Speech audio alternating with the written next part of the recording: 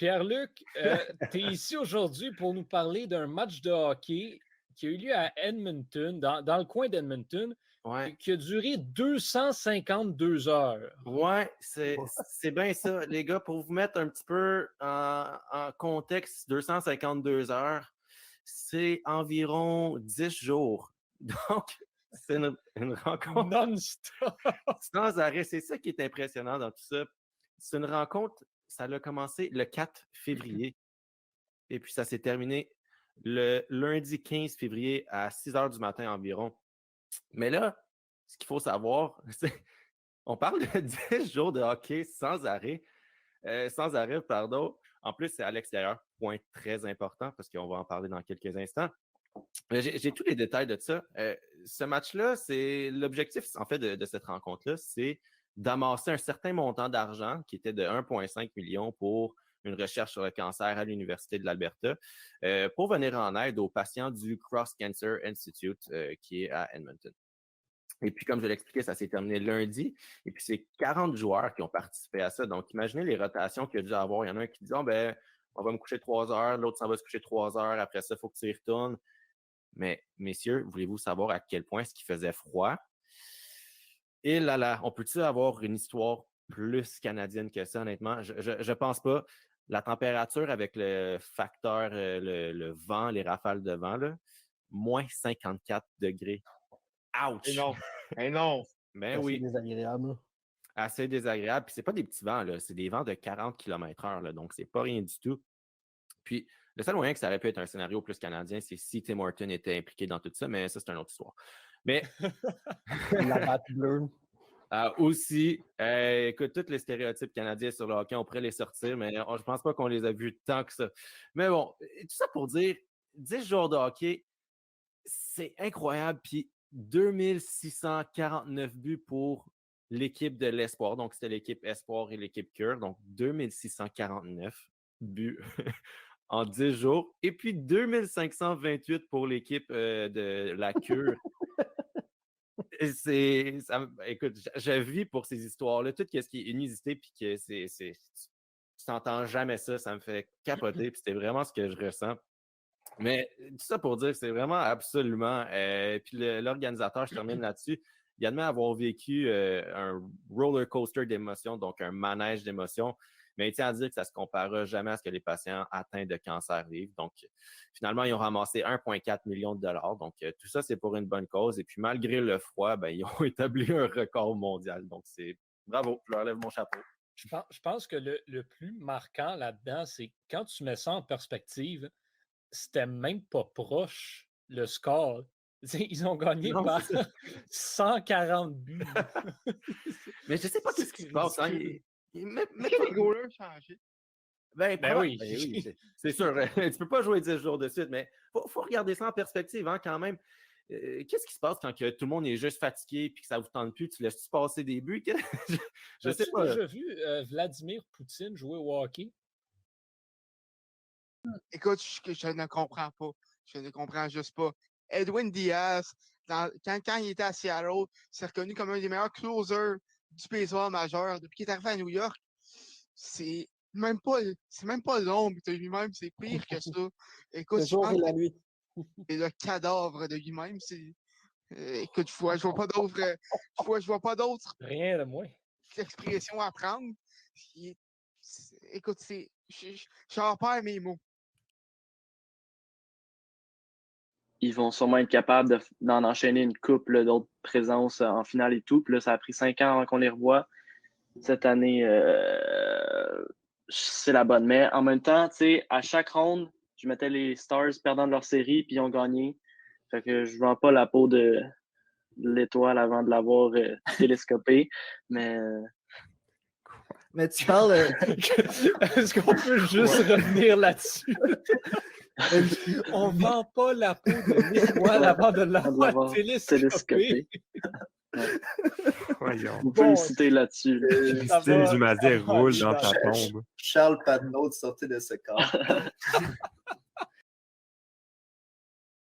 On fera la semaine prochaine un été sans point ni coup sûr.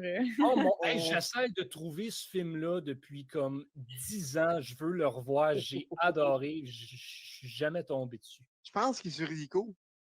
Ouais, moi, je suis avec Belle. Ah. Ah, bon. C'est des choses qui Deux arrivent. plugs, les amis. As-tu écouté Star Academy avec ça? Là, Ouais, c'est ça. prend un podcast de TVA à cette heure. On va écouter en direct de l'univers le samedi. Et Ça, c'est là. Ça, c'est Tant qu'à Radio plugger, tant qu'à plugger tout le monde, on va Ah ouais, tout il les faut plugger nommer. tout le monde. Là. On a Bell, on a Vidéotron, il faut faire Radio-Can, il faut faire tout le monde. Cogeco. Tant qu'à être, avez-vous lu le 24 heures aujourd'hui? Il y a de quoi d'intéressant dedans?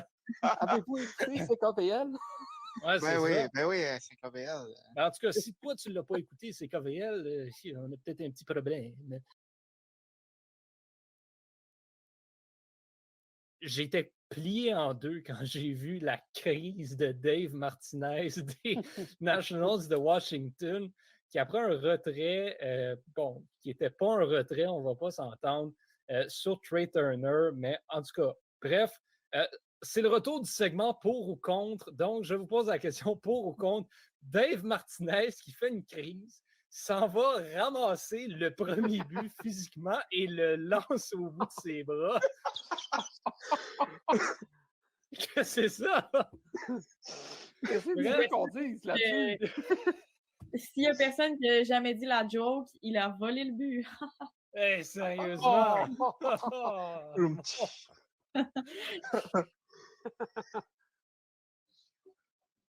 Ouais, ben, on a fait une sélection intéressante du côté des Devils. Là, je pense que je pourrais même pas vous dire son nom. Donc, tu sais, c'est Shaquille, c'est ça, c'est? Shakir, ouais. O'Neal. Shaquille O'Neal. Ouais, Shakir Mukhamadoulin, voilà, c'est ça. Donc, c'est un joueur qui était vu comme ça, il était supposé sortir en deuxième ronde. Là, donc, L'écrit en bas dans les manchettes. Étienne, s'il te plaît. Ouais, c'est ça. Hey, Je vais te l'envoyer dans la discussion, Étienne, pour que tu puisses le mettre sur les manchettes. Shakir Mukhamadoulin.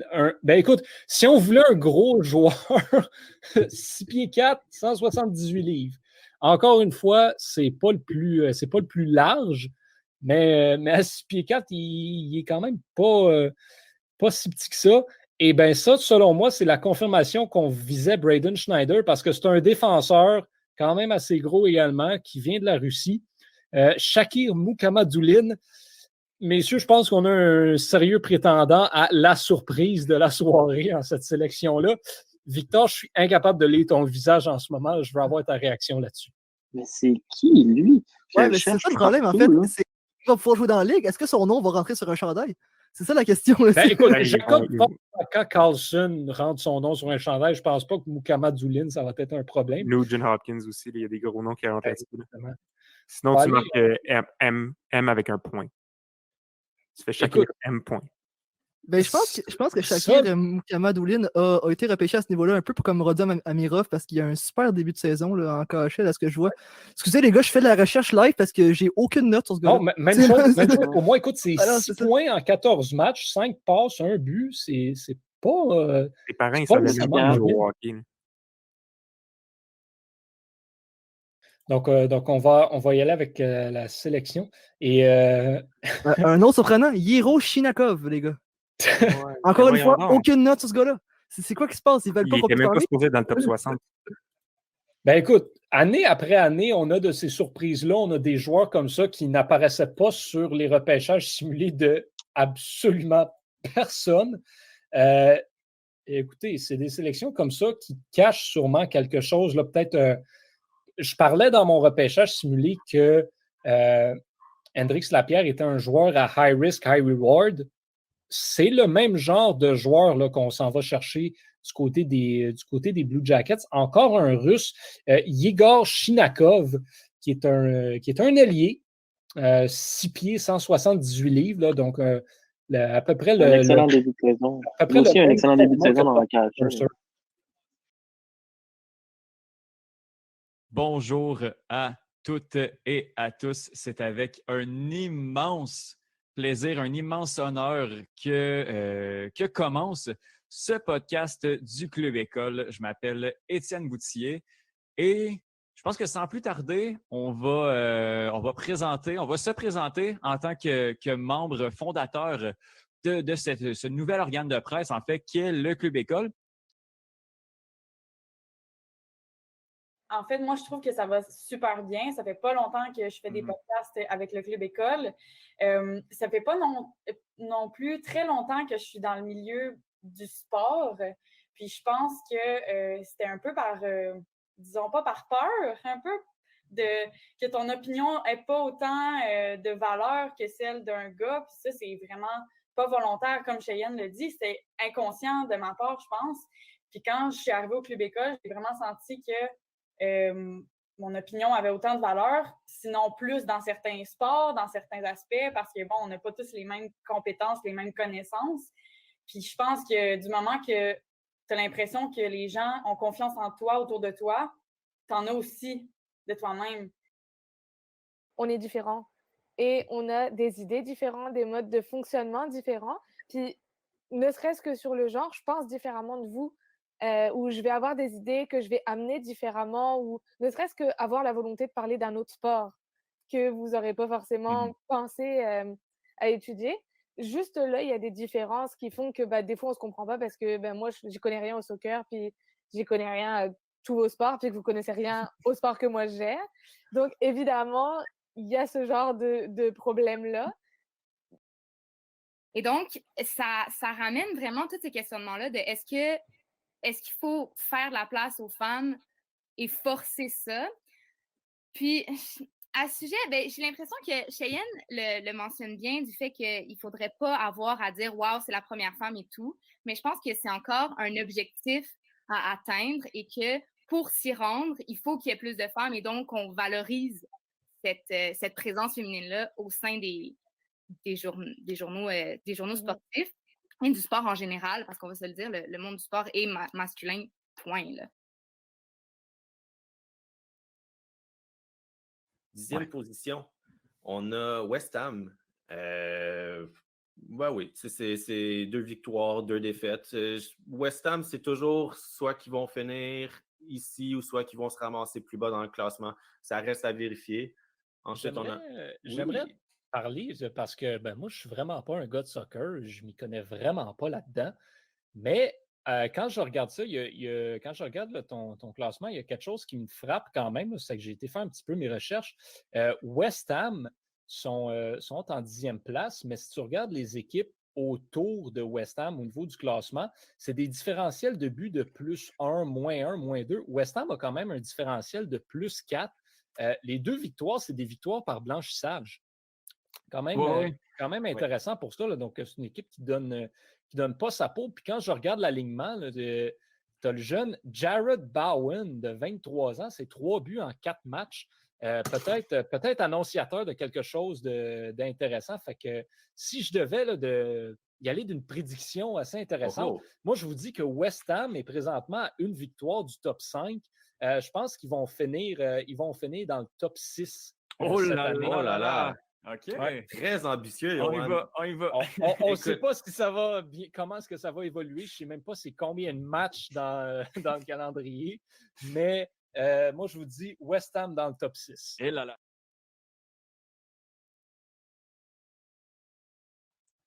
Donc, c'est pas nécessairement une mauvaise chose. Fait que si on mettait un débutant comme moi, avec des gens expérimentés comme toi et Johan dans un ring, est-ce que je serais capable de faire un Panama Sunrise? Non, parce que, écoute, côté training de lutte, j'en ai aucun. Donc. Mais OK, non, rien. J'ai vu des combats. Je vois un 2 contre 1, Vincent contre Johan et Thomas, puis j'ai aimé ça. Juste l'image de la bataille. On s'organise ça après la pandémie. Là, un combat de lutte du Club École. Le gala de lutte du Club École. On fait un fundraiser avec ça.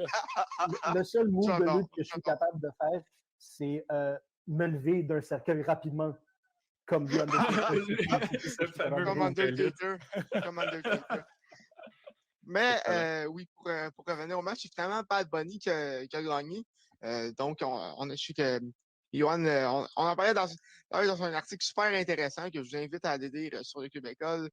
C'est un sport et nécessairement, c'est pas les meilleurs qui remportent. Et Bad Bunny l'a démontré samedi à WrestleMania.